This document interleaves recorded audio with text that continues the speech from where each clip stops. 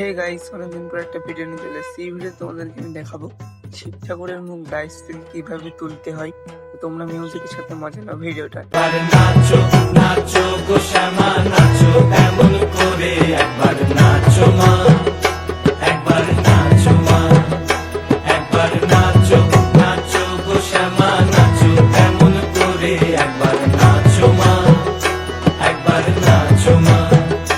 তুমি যেমন করে নেচেছিলে মা যশোদার ঘরে, তুমি যেমন করে নেচেছিলে মা যশোদার ঘরে, একবার নাচো মা, একবার নাচো মা, একবার নাচো নাচো গো শ্যামা নাচো এমন করে একবার নাচো মা, একবার নাচো মা, একবার নাচো নাচো গো শ্যামা।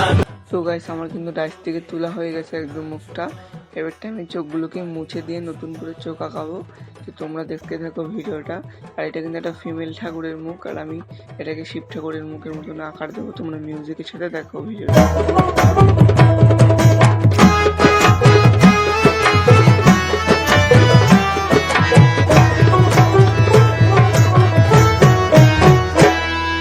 খুলে ফেলে মুন্ড মালা পর দেখি মা বন।